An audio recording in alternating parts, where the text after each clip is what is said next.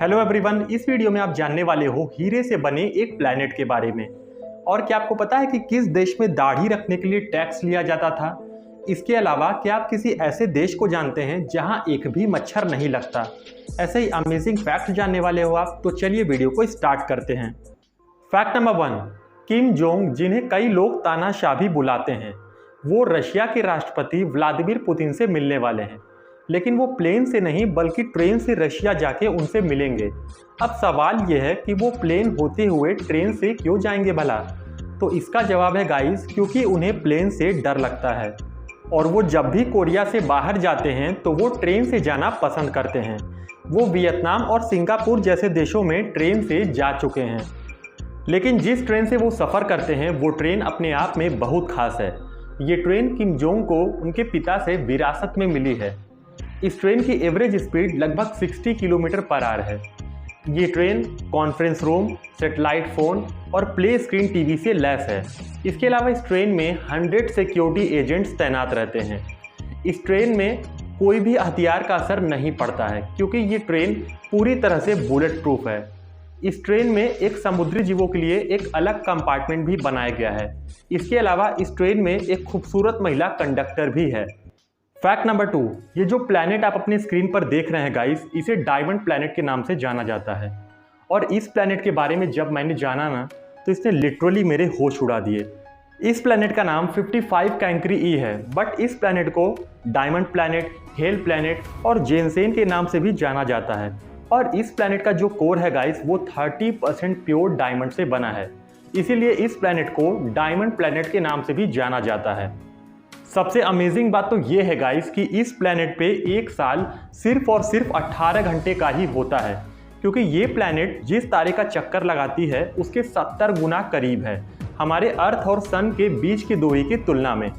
Scientist ने 30 अगस्त 2004 को इस प्लैनेट की खोज की थी और ये प्लैनेट हमारे अर्थ से 40 लाइट ईयर्स दूर है। फैक्ट नंबर 3, दोस्तों आइसलैंड एक ऐसा देश है जहां पे 1300 से ज़्यादा प्रकार के कीड़े मकोड़े पाए जाते हैं। लेकिन चौंकाने वाली बात यह है कि वहां एक भी मच्छर नहीं पाए जाते। वहीं जो आइसलैंड के नेबर कंट्रीज हैं जैसे कि स्कॉटलैंड, डेनमार्क और ग्रीनलैंड, यहां मच्छरों की एक खास आबादी मौजूद है। फैक्ट नंबर 4, आज से करीब 300 साल पहले रशिया के राजा पीटर द ग्रेट ने बियर्ड टैक्स लगा दिया था। वो चाहते थे रशिया में रहने वाला हर एक इंसान दाढ़ी शेव करके रखे। वो रूसी समाज को यूरोपियन मॉडल की तर्ज पर मॉडर्न बनाना चाहते थे। उस समय जो भी दाढ़ी रखना चाहता था उसे एक खास किस्म का टोकन लेना होता था और इस टोकन की कीमत अलग अलग प्रोफेशन वाले लोगों के लिए अलग अलग होती थी। उस समय रशिया में ऑफिसर और अमीर कैटेगरी के जो लोग होते थे उन्हें दाढ़ी रखने के लिए हर साल 60 रूबल टैक्स देने होते थे। वहीं जो लोग टॉप बिजनेसमैन थे उन्हें हर साल 100 रूबल टैक्स चुकाने पड़ते थे। इसके अलावा रशिया की राजधानी मॉस्को के लोगों को हर साल 30 रूबल टैक्स देना पड़ता था।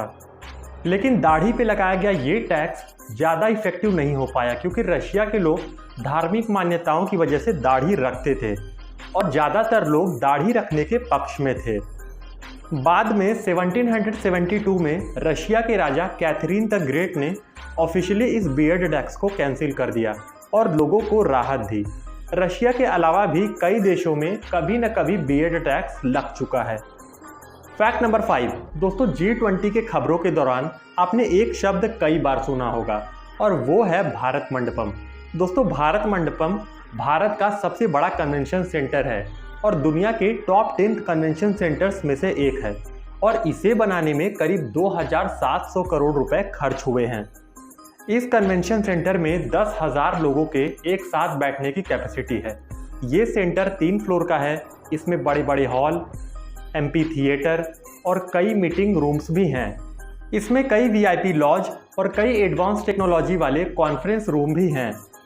भारत मंडपम का तीसरा फ्लोर 7,000 लोगों के एक साथ बैठने की कैपेसिटी वाला है और थिएटर में 3,000 लोग एक साथ बैठ सकते हैं।